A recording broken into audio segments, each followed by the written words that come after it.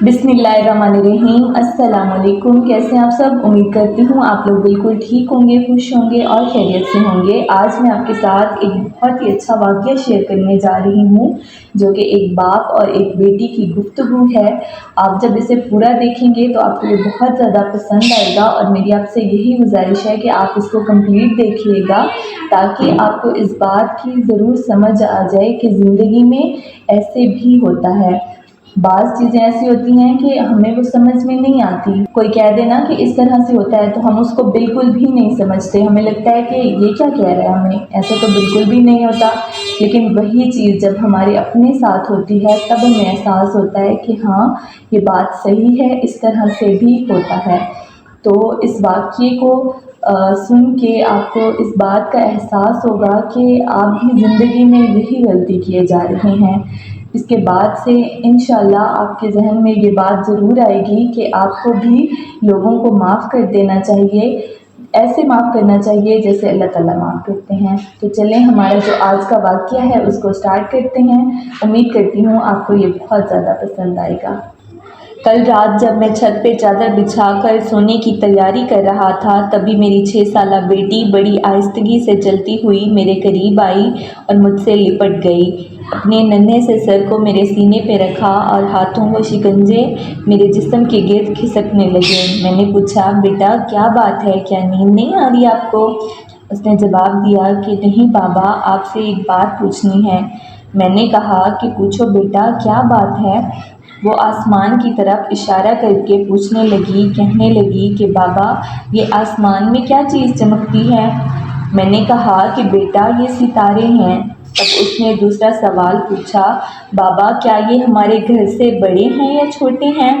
मैंने कहा कि बेटा ये सितारे हमारे घर से भी बहुत बड़े हैं, हमारे शहर से भी बहुत बड़े हैं, बल्कि ऐसे समझो कि हमारी ज़मीन से भी बड़े हैं। उसने हैरत से पूछा कि बाबा ये सितारे इतने बड़े हैं तो आसमान में किस चीज़ से लटके हुए हैं? मैंने कहा कि बेटा ये किसी चीज़ से भी नहीं लटके बल्कि अल्लाह करीम की कुदरत से आसमान में लटके हैं। तभी मैंने महसूस किया कि क्या मेरी बेटी की गिरफ्त मेरे जिस्म पे मज़ीद सख्त होती जा रही है। मैंने एक हाथ को उसके नन्हे हाथों की गिरफ्त से निकाला और उसके सर पर हाथ फेरते हुए पूछा, बेटा मगर आप परेशान क्यों हो रही हो? तब उसने अपने खदशे का इजहार किया। उसने कहा कि बाबा मुझे डर लगता है कि कहीं ये सितारे आसमान से गिर ना पड़ें। बाबा क्या ये सितारे गिर नहीं सकते? मैंने जवाबन कहा कि बेटा अल्लाह करीम अपने बंदों से बहुत मोहब्बत करते हैं, इसलिए वो इन सितारों को कभी हम पर नहीं गिरने देंगे। उसने कहा कि बाबा क्या अल्लाह ताला हमसे कभी नाराज़ हो गए तो वो हम पर सितारे गिरा देंगे? उसने अगला सवाल पूछा तो मैंने उसको जवाब दिया कि नहीं बेटा, वो अपने बंदों पर बहुत मेहरबान है। वो हमसे नाराज़ भी हो जाए तो हम माफ़ी मांग लेते हैं, जिस पे वो खुश हो जाता है और हमें माफ़ कर देता है। वो बहुत मेहरबान है। बेटा आपकी अम्मी आपसे जितना प्यार करती हैं अल्लाह करीम उससे भी बहुत बहुत ज़्यादा मोहब्बत करते हैं आपसे। तो उसने कहा कि बाबा अगर मुझसे गलती हो जाए और मैं माफ़ी मांगूं तो क्या अल्लाह ताला मुझे माफ़ कर देंगे? मैंने कहा कि हाँ बेटा, वो सभी को माफ़ फरमा देते हैं। मैंने देखा मेरे इस जवाब से उसके चेहरे पर इत्मीनान की लहर दौड़ गई और उसकी गिरफ्त भी मेरे जिस्म पर कमज़ोर पड़ने लगी थी। उसने कहा कि बाबा जब आपको किसी पर गुस्सा आता है तो आप भी माफ़ करके खुश हो जाते हैं।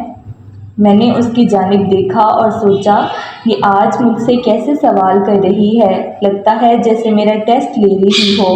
हालांकि मैं जानता हूँ वो अक्सर ऐसे सवालात अपनी माँ से भी पूछा करती है जिसके जवाबात उसकी माँ के पास नहीं होते और वो मुझसे कहती है कि क्या बच्ची है ये, लगता है सवालात की पटारी लिए घूमती है। और मैं हमेशा ये कहकर टाल देता था कि यही तो उसके सीखने की उम्र है। इस उम्र में उसकी अच्छी तरबियत हो गई तो अगली ज़िंदगी पुरएतमाद और सालेह होगी। बाबा सो गए क्या? मेरी बेटी ने मुझे झंझोड़ते हुए पूछा। नहीं बेटा, जाग रहा हूँ, मैंने उसके सर में उंगलियां घुमाते हुए कहा। बाबा आपने बताया नहीं, आप भी गुस्से में माफ़ कर देते हैं ना?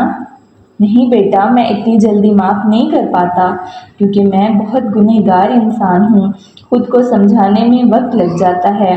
اس نے کہا کہ بابا آپ بھی معاف کر دیا کریں نا، کہیں اللہ تعالیٰ ناراض ہو گئے تو ستارے کہیں ہم پر ہی نہ گر جائیں۔